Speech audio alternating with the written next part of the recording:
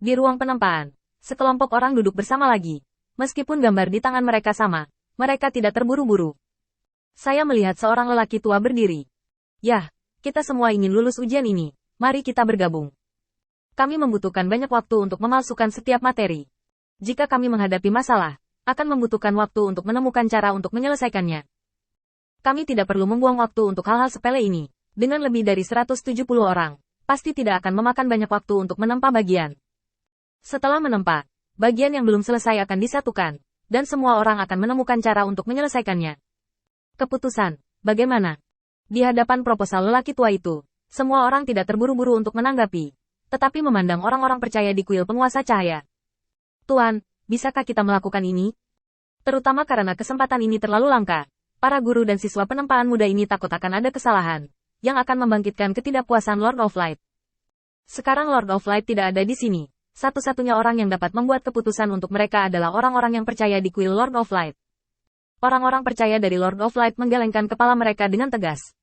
Tuan Cahaya tidak mengatakan bahwa itu tidak mungkin seperti ini, tetapi dia tidak mengatakan itu bisa. Tapi saya pikir itu bisa. Ajaran Lord of Light adalah bahwa jika Anda memiliki cahaya di hati Anda bisa menjadi cahaya.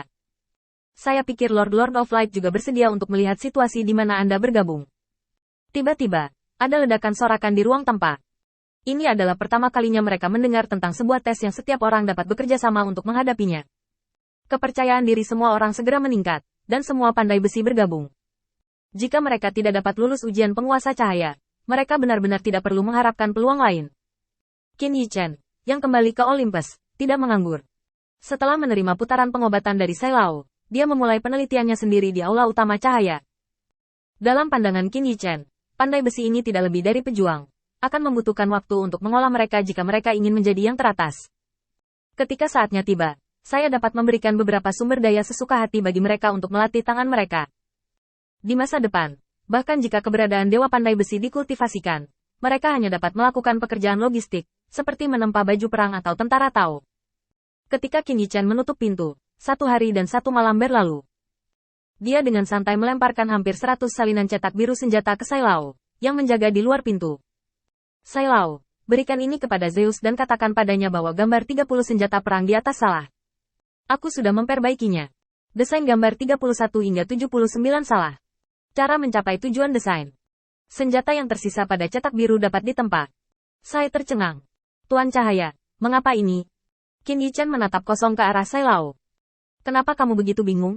Jangan menganggap Zeus sebagai makhluk yang superior. Kamu hanya perlu ingat bahwa dia juga manusia, dan kamu bisa mengerti. Sai Lao mengangguk tegas setelah hening sejenak. Ya, bawahanku mengerti. Dalam kognisi Sai Lao, identitas Zeus tidak mungkin tertarik pada gambar desain senjata ini, jadi hanya ada pertanyaan Fang Cai. Setelah penjelasan Qin Yichen, Zeus mengerti. Zeus juga seorang manusia, dan dia juga peduli dengan keuntungan dan kerugian yang tidak terlihat. Sekarang Qin Yichen telah memperoleh 10 sumber daya di tangan Zeus, serta hampir 1000 gambar desain senjata.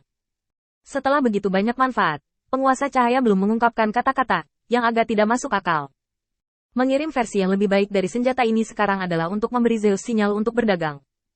Qin Yichen memberitahu Zeus dengan tindakannya bahwa dia mungkin kehilangan sejumlah kecil uang dalam transaksi semacam itu. Tetapi Qin Yichen tidak akan pernah membiarkan keranjang bambunya kosong.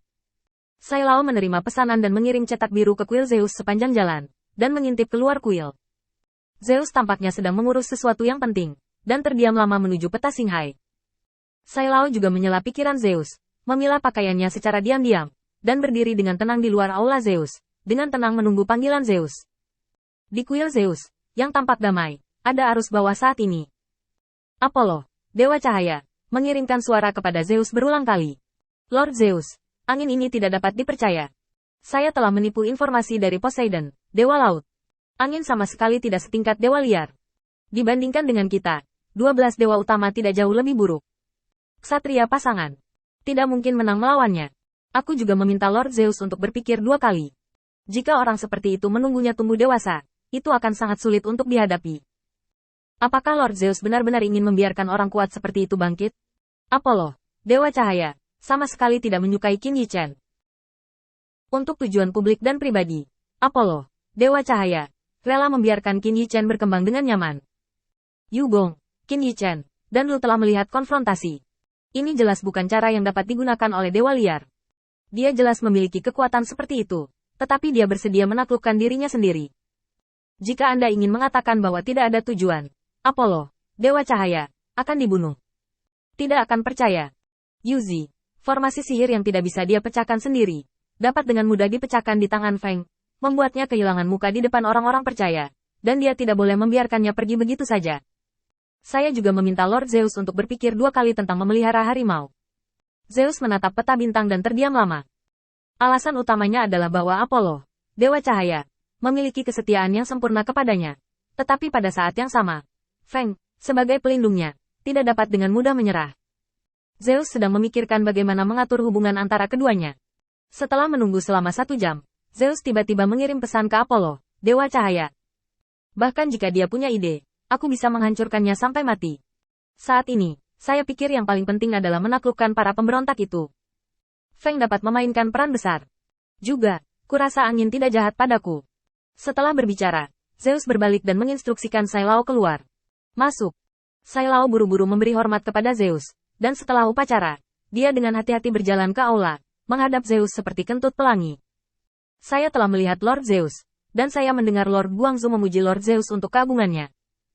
Sanjungan Sai Lao bukan hanya karena Zeus tidak mudah untuk memetik duri, bahkan jika dia meninggalkan kesadaran di samping Apollo, Dewa Cahaya, yang diam-diam mengawasi, hanya bersenandung, berniat mencari kesempatan lain.